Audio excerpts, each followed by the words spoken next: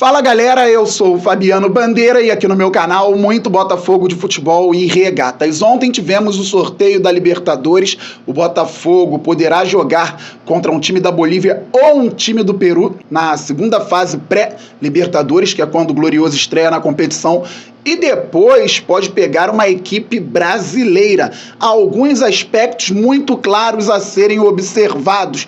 Antes eu peço, se inscreva por aqui, é simples, rapidinho, fácil, grátis.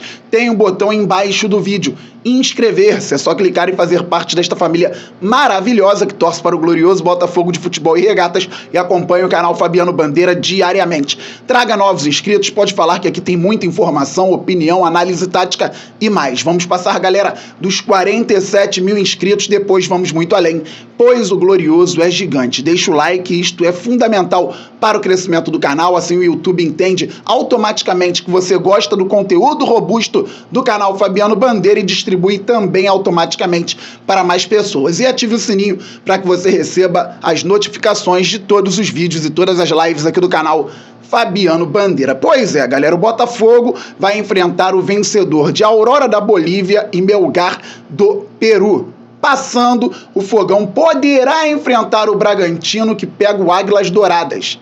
Então o Botafogo tem um jogo na altitude, certamente, e depois pode enfrentar uma equipe brasileira. Mas vamos observar alguns pontos claros.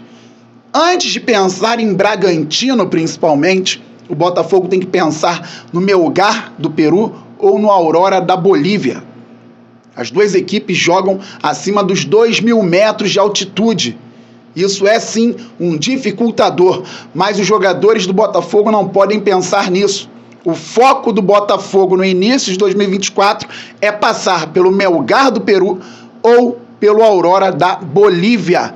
Não tem conversa. O Botafogo não pode pensar em Bragantino ou em Águilas Douradas antes de pensar no Melgar ou no Aurora. Tem que ver os jogos, claro, tem que ter análise, o time tem que estar pronto e o Botafogo tem que dar essa primeira resposta em 2024 ao torcedor alvinegro que sofreu muito na reta final de 2023. A ferida ainda está aberta. O clube precisa estar focado e tem que responder ao torcedor. Então eles não precisam pensar no confronto da terceira fase de pré-Libertadores antes do pensamento na segunda fase. Mas a torcida pode pensar. E muitos torcedores estão preocupados com o fato do Botafogo, numa possível terceira fase, enfrentar o Red Bull Bragantino. Pontos a serem observados. Os jogadores que estão aí, como eu disse, precisam dar respostas. Fabi, e os jogadores que vão chegar que não tem a ver com a palhaçada que foi feita na reta final de 2023? Também precisam responder, porque se estão chegando, eles entendem que tem competência para estarem aqui no Botafogo. E se entendem que tem competência, que tem qualidade para isso, vão se juntar a um grupo que foi mal na reta final de 2023, vão ter que responder junto com o grupo. É um time só, um clube só e a torcida esperando a resposta. E claro que quando eu falo resposta, galera, é disposição em campo, organização, vontade o tempo inteiro, inteligência, foco. Não tomar gols bobos como tomamos na reta final de 2023 e por aí vai. O clube também precisa responder. John Textor, acionista majoritário, tem que liberar a verba. O Mazuco tem que negociar da melhor maneira. O scout tem que encontrar os melhores jogadores dentro do orçamento estabelecido também internamente. Tudo isso precisa ser feito. Resposta. Para quê? Para que o Botafogo tenha condições de passar na segunda fase e tenha condições de passar também na terceira fase, independentemente de adversário. Se o Botafogo chegar, e aí sou eu falando, e a torcida também pensando, os jogadores não precisam pensar nisso por enquanto. Tem que pensar lá na frente. Mas Botafogo e Bragantino, por exemplo, se acontecer, o Botafogo vai deixar o torcedor preocupado, apreensivo? Não pode. A apreensão tem que ser por conta de um jogo. Futebol é assim, Bragantino é estruturado, tem um time forte, mas se tudo for feito da melhor maneira fora de campo, a tendência é de que o Botafogo passe. Se houver organização fora de campo, um time forte em campo, como um produto dessa organização, dessa inteligência, desse planejamento, o Botafogo tem tudo para passar do Bragantino. Fabiano, por que você diz que o Botafogo tem tudo para passar do Bragantino se o Botafogo terminou o ano em baixa? O Bragantino também. O Bragantino venceu um dos últimos 7 jogos do Brasileirão. Tanto que foi para a pré-Libertadores e terminou o campeonato atrás do Botafogo. Conseguiu a proeza de terminar o campeonato atrás do Botafogo. Em 2022, em Bragança Paulista, 1-0 Botafogo. No Newton Santos, 2-1 Botafogo. Início da SAF.